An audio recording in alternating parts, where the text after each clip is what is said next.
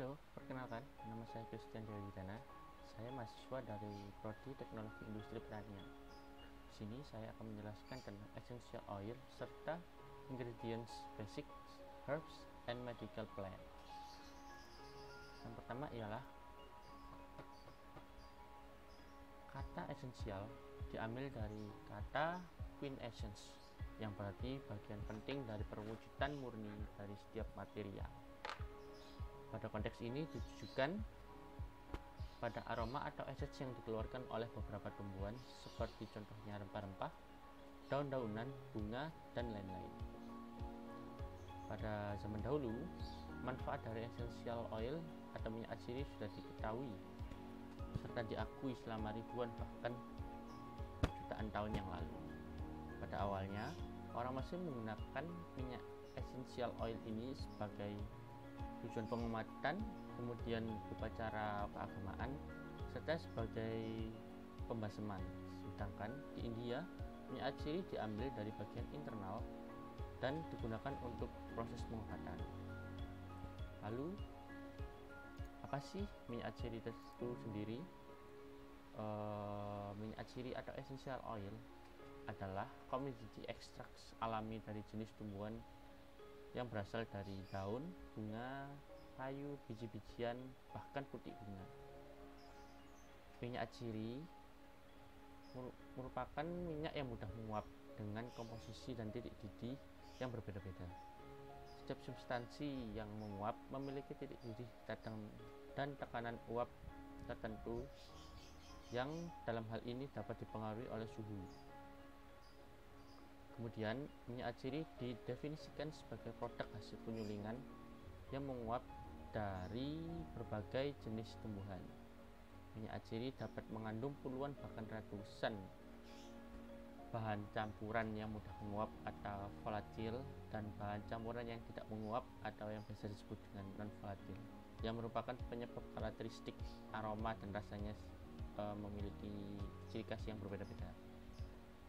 Kemudian kata volatile oil adalah istilah yang lebih jelas dan akurat secara teknis untuk mendeskripsikan essential oil, karena pengertian dari volatile oil adalah bahwa minyak esensial adalah sebagai minyak terbang atau minyak yang menguap. Komposisi dari minyak atsiri merupakan campuran dari senyawa organik yang di dalamnya terdapat terpenoid, yang merupakan kunci dari minyak atsiri atau minyak esensial. Terpenoid sendiri adalah senyawa hidrokarbon yang terdapat pada semua tanaman dan hewan, baik yang ada di darat dan yang ada di laut. Biasanya dihasilkan dari tanaman, terutama pada getah dan juga vokala selnya. Terpenoid merupakan metabolit sekunder. Terpenoid ini menyusun banyak minyak atsiri yang dihasilkan dari tumbuhan. Kemudian, minyak atsiri mempengaruhi penggunaan produk rempah-rempah baik sebagai bumbu, pewangian, bahan pengobatan, kecantikan, serta upacara-upacara adat. Kemudian, minyak atsiri memiliki beberapa sifat fisik dan kimia, di antara seperti pada sifat fisik. Yang pertama ada bau yang karakteristik, kemudian yang kedua bobot jenis, kemudian yang ketiga ada indeks bias, yang keempat ada putaran optik, dan yang kelima ada kelarutan dalam alkohol, dan yang terakhir ada warna. Kemudian untuk sifat kimianya sendiri adalah bilangan asam dan bilangan eter. Kemudian minyak atsiri juga memiliki beberapa klasifikasi kandungan di dalamnya. Di antara yang pertama adalah seperti pada minyak atsiri hidrokarbon, pada minyak atsiri alkohol, minyak atsiri aldehid, minyak atsiri keton, minyak atsiri fenol, minyak atsiri eter fenolik, minyak atsiri oksida, dan minyak atsiri eter. Kemudian berikutnya ada klasifikasi base ingredient yang terbagi menjadi beberapa jenis. Yang pertama ada berdasarkan dari kulit pohon, batang kayu, getah pohon, buah, daun, akar, bunga, kulit buah, bahkan biji. Kemudian berikut adalah example of material by classification dari essential oil. Yang pertama ada kulit pohon, contohnya di sini ada cassia, cedarwood, dan cinnamon. Kemudian pada buah ada black pepper, caraway seed, dan ada juniper berry. Kemudian berikutnya terdapat contoh dari bunga seperti cannamomum, ada lavender, melati, magnolia, dan juga mawar. Pada batang kayu ada Palo Santo, rosewood, dan sandalwood. Kemudian berikutnya dari material daun ada basil, peppermint, dan tea tree. Kemudian pada kulit buah ada lemon, lime, sweet orange, dan tangerine. Kemudian pada getah pohon ada emily, kemudian ada Frankincense, kemudian ada labdadum. Kemudian pada akar ada strychnite dan ada vetiver. Kemudian pada biji ada angelica, anise, dan carrot spread. Kemudian saya akan menjelaskan tentang faktor-faktor penanganan pada raw material dalam proses pembuatan essential oil. Yang pertama adalah jumlah rendemen. Hal ini mengingat bahwa semakin sedikit jumlah minyak aciri yang dihasilkan, maka harganya akan semakin mahal. Yang kedua adalah jenis pelarut yang digunakan. Mengingat sifat dari minyak aciri adalah non-polar, maka pelarut yang digunakan adalah pelarut yang memiliki jenis non-polar dengan memperhatikan jenis minyak dan polaritas minyaknya itu sendiri. Kemudian yang ketiga adalah teknologi penanganan yang digunakan. Hal ini sangat berkaitan dengan nilai ekonomis dari minyak acirinya tersebut. Kemudian di sini saya akan menjelaskan tentang handling method dalam proses pembuatan essential oil. Yang pertama ada distillation, extraction, kemudian ada rendering, dan masih banyak yang lainnya. Yang pertama adalah distillation. Distillation sendiri dibagi menjadi 3, yaitu destilasi air, destilasi uap, dan destilasi uap air. Destilasi sendiri adalah suatu metode atau pemerkasaan kimia berdasarkan perbedaan kecepatan dan kemudahan menguap dari suatu bahan. Dalam penyulingan, campuran zat dididihkan sehingga menguap, dan uap ini kemudian didinginkan kembali dalam bentuk cairan. Nah, yang pertama adalah destilasi air. Pada metode ini, bahan tanaman yang akan disuling mengalami kontak langsung dengan air yang mendidih.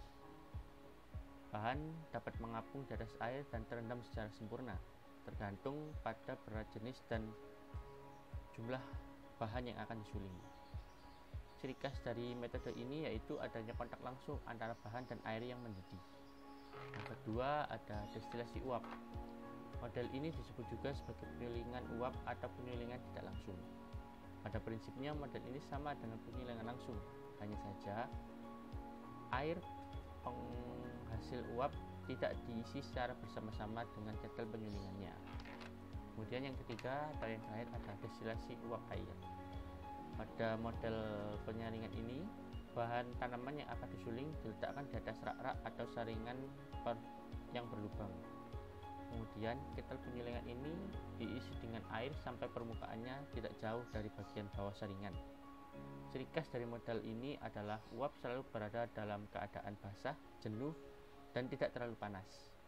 Bahan tanaman yang biasanya akan disuling hanya berhubungan dengan uap dan tidak dengan air panas. Kemudian berikutnya ada expression atau pengpresan, yang merupakan suatu cara ekstraksi minyak atau lemak, terutama untuk bahan-bahan yang berasal dari biji-bijian. Cara ini dilakukan untuk memisahkan minyak dari bahan yang berkadar minyak tinggi antara 30-70%.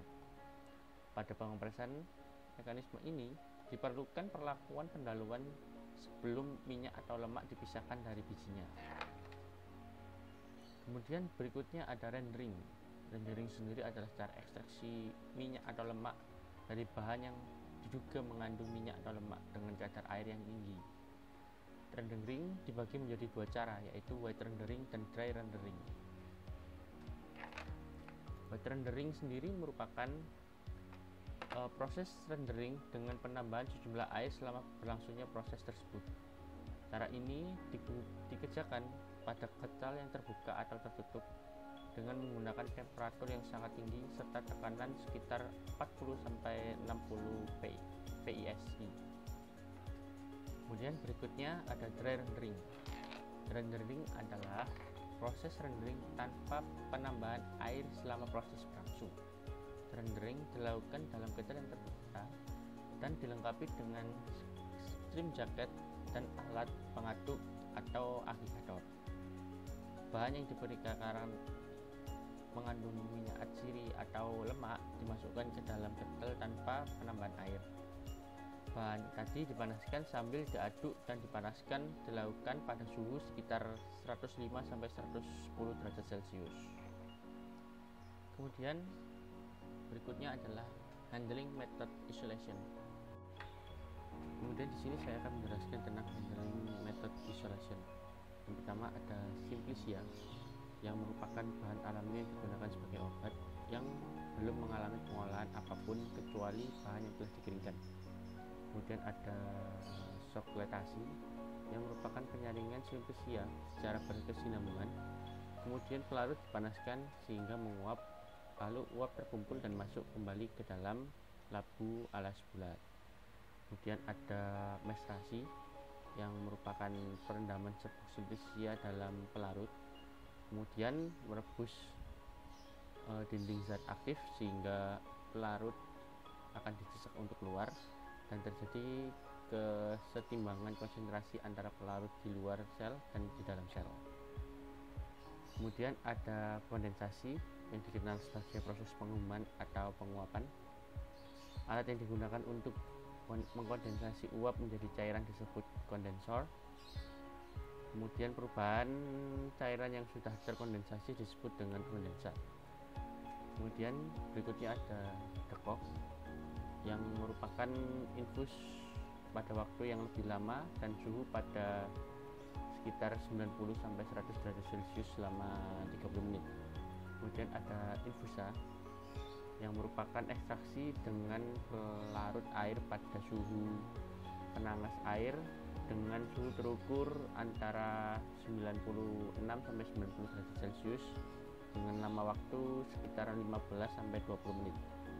Kemudian yang terakhir ada degisti, yang merupakan maserasi kinetik pada suhu yang lebih tinggi dari suhu ruangan, yaitu secara umum dilakukan pada suhu 40-50 derajat Celcius. Kemudian berikutnya ada metode reflux, yang secara umum diartikan sebagai ekstraksi pelarut pada temperatur titik didihnya. Selama waktu tertentu, jumlah pelarut yang relatif konstan dengan adanya pendinginan balik. Pada metode ini umumnya digunakan untuk mensistensi senyawa-senyawa yang mudah menguap. Pada dasarnya prinsip dari metode reflux ini adalah pelarut volatil yang digunakan akan menguap pada suhu yang tinggi, namun akan didinginkan dengan kondensor sehingga pelarut yang tadinya dalam bentuk uap akan mengembun pada kondensor dan akan turun lagi ke dalam wadah reaksi sehingga pelarut akan tetap ada selama reaksi berlangsung. Kemudian berikutnya ada metode perkolasi, yang merupakan cara penyarian dengan menggulirkan penyari melalui serbuk Simplicia yang telah dibasahi. Keuntungan dari metode ini ialah tidak memerlukan langkah tambahan, yaitu seperti sampel padat telah terpisah dari ekstraknya. Kerugiannya antara kontak antara sampel padat yang tidak merata atau terbatas dibandingkan dengan metode reflux dan pelarut menjadi dingin selama proses prosesasi sehingga tidak melarutkan komponen secara efektif. Kemudian di sini terdapat beberapa macam ekstrak. Ekstrak berdasarkan sifatnya dibagi menjadi 4. Yang pertama ada ekstrak encer, ekstrak kental, ekstrak kering, dan ekstrak cair. Kemudian berikut adalah contoh kegunaan dari essential oil, seperti diantaranya untuk kosmetik, pembersih, parfum, perasa, dan medis, dan masih banyak yang lainnya. Kemudian berikutnya adalah kegunaan esensial untuk medikal ya, diantaranya untuk dapat digunakan untuk menghentikan kejang pada peppermint, kemudian lemon dapat digunakan sebagai anti infeksi, lalu kemudian lavender sebagai penggunaan calming dan relaksasi, kemudian frankincense untuk antidepresi, kemudian dapat juga sebagai pembangkit fokus pada chamomile, dan pada tea tree dapat digunakan sebagai penghilang jerawat. Nah, kemudian di sini saya akan menjelaskan tentang herbs dan medical plant. Secara definisi, herba dalam bahasa Inggris disebut herbs, dalam bahasa Sanskerta disebut herbs. Memiliki makna kurang lebih atau berarti untuk dimakan. Akar dari kata herba juga diduga berasal dari nama Latin yaitu herba, yang berarti rumput atau pakan. Dalam sejarahnya, perjalanan secara herba dalam masyarakat dunia banyak dikaitkan dengan kesehatan, dan dikaitkan juga dengan sejarah perdagangan yang sangat luas di masa yang lalu. Kemudian herba telah digunakan dalam praktek kesehatan dan pengobatan sejak berabad-abad yang lalu, dan ada juga aspek spiritual yang melekat dalam praktek dan upaya penyembuhan. Kemudian di sini ada efek dari tanaman obat. Yang pertama ada resultan, yakni terdapat pada kandungan bahan yang bersifat resultan. Sifatnya tetap ada pada senyawa material dan tidak memiliki minyak aciri. Contohnya seperti mengonsumsi daun belimbing dapat menurunkan tekanan darah tinggi. Kemudian daun jambu dapat digunakan sebagai obat diare. Kemudian berikutnya efek dari obat. Tanaman obat diantaranya adalah sinergi, yang mana efek dari pengobatan interaksi dari aroma, rasa, dan kandungan minyak aciri pada bahan. Contohnya seperti kayu manis yang dapat mengobati batuk atau sesak nafas, serta aroma dan rasanya yang membuat rileks, dan senyawa membantu meredakan batuk. Berikut contoh-contoh herbs dan medical plant berdasarkan karakteristik materialnya. Untuk daun ada basil, kemangi, dan parsley. Kemudian untuk rempah pedas ada lada, cabai, jahe, dan paprika. Untuk rempah aromaterapik ada cengkeh, adas manis, kapulaga. Untuk rempah rimpang ada jahe, temulawak, temu ireng. Untuk rempah warna sendiri ada kunyit dan ada keluak. Kemudian untuk pengeringan herbs, metode pengeringan dengan perlakuan temperatur dan tidak temperatur sama-sama memberikan kekurangan atau kerugian pada bahan. Ini metabolit sekundernya akan berkurang, dan hilangnya aroma esensialnya seiring dengan proses pengeringan. Berikut adalah referensi yang saya pakai untuk dalam proses pembuatan materi ini, dan mungkin cukup sekian pembahasan tentang essential oil.